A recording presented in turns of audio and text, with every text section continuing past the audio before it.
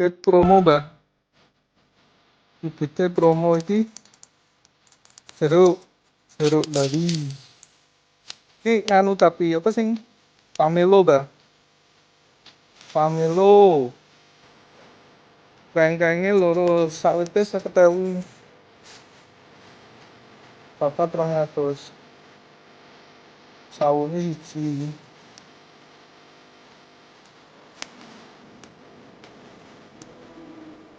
Sawo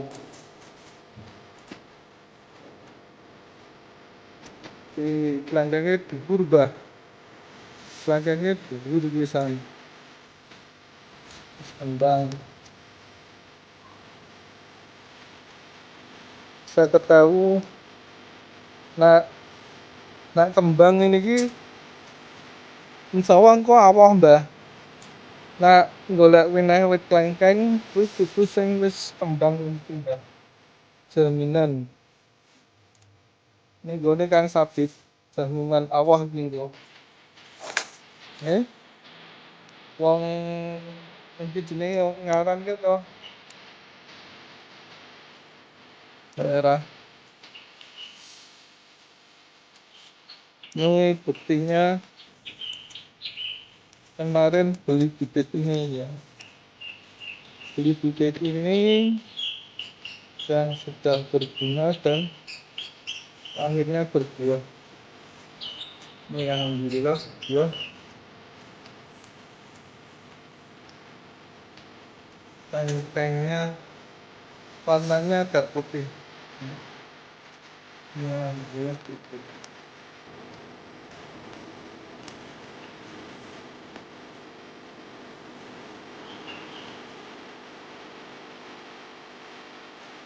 Promo 200 dapat bibit 2 kelengkeng. Yang satunya tinggi banget.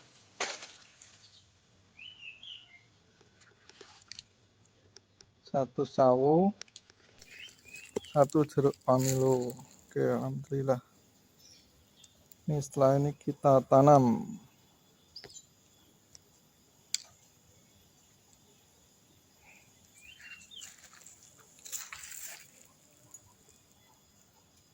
Tuh kelengkengnya hampir 3 meter ya.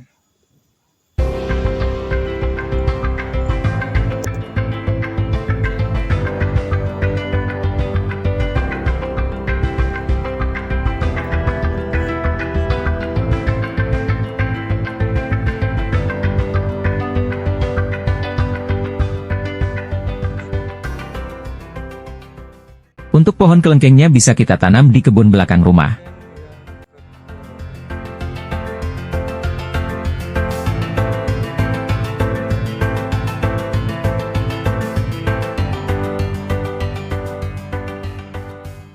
Begitu juga dengan pohon jeruk pamelonya kita tanam di kebun belakang rumah. Dulu pernah menanam pohon buah jeruk pamelo tapi belum sampai sukses berbuah karena waktu itu pohon jeruk pamelo yang ditanam waktu beli belum berbunga dan menanamnya di tanah yang kurang air dan kurang subur, sehingga sebelum berbuah akhirnya mati duluan pohon jeruknya. Sekarang ini pohon jeruk pamelo yang ditanam waktu beli juga belum berbunga, tapi kita coba tanam di tanah yang subur dan cukup air, semoga nanti bisa berbuah. Amin.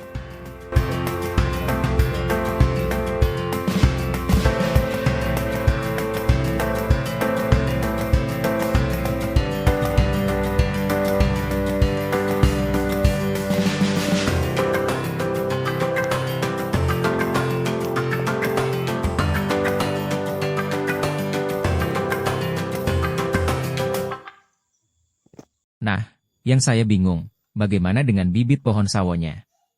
Mau ditanam di mana? Karena sempat dibilangin jangan menanam pohon di sekitar rumah. Pokoknya jangan, begitu. Setelah saya telisik, saya cari artikelnya di Google tentang mitos pohon sawo.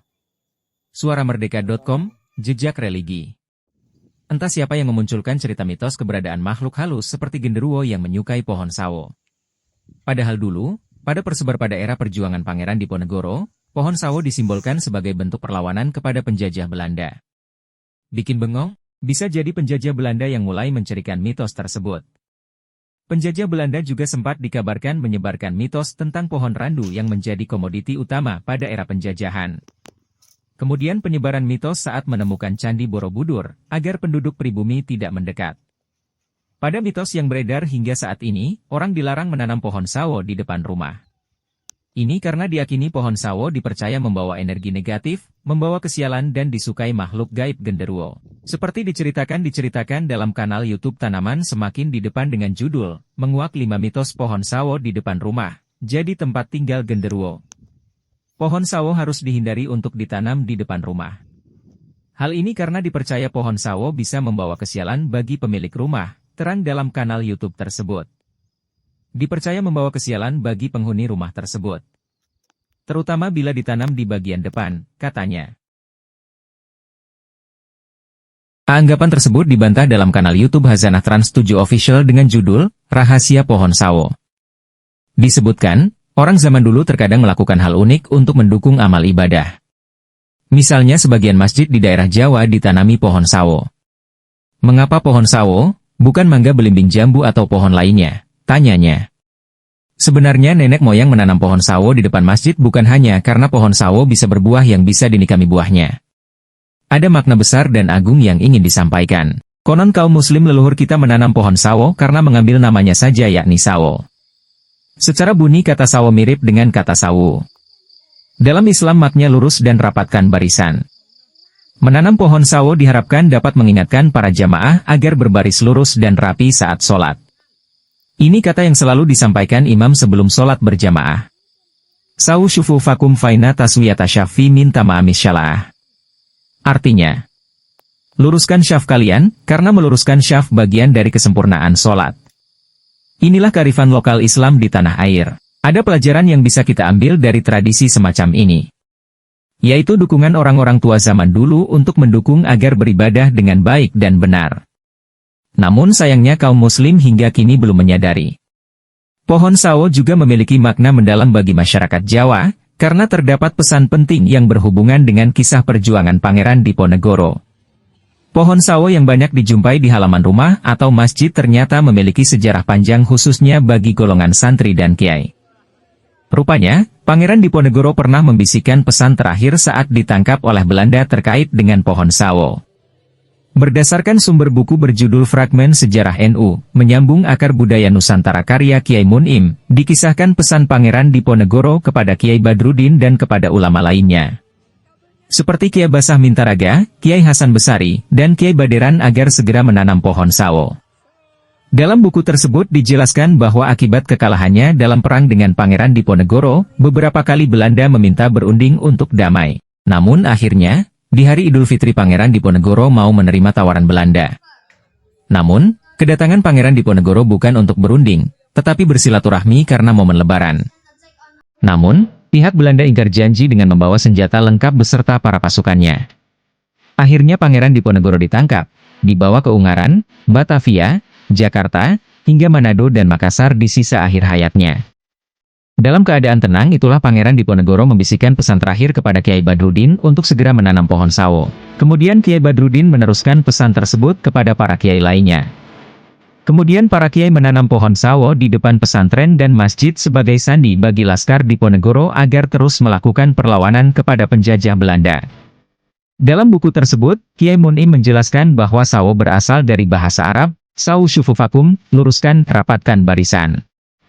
Hal ini sesuai dengan pepatah, sawu syufu fakum faina tasywiyata syufufi minta ma'ami harakah, rapatkan barisan karena merapatkan barisan prasyarat bagi suksesnya perjuangan. Perintah menanam pohon sawo yang memiliki makna mendalam ini pun menyebar ke berbagai pelosok dan pesantren. Sehingga dalam waktu singkat pohon sawo telah ditanam di pesantren-pesantren dan masjid mulai dari Banten, Magelang hingga Banyuwangi. Bahkan di Bali dan Lampung terdapat pusat perlawanan yang sama. Dengan adanya sandi maka para pejuang lebih mudah untuk melakukan perlawanan, karena bisa berlindung di setiap pesantren yang terdapat pohon sawo. Itulah penjelasan makna pohon sawo di balik pesan Pangeran Diponegoro saat ditangkap Belanda di Magelang pada 28 Maret 1830.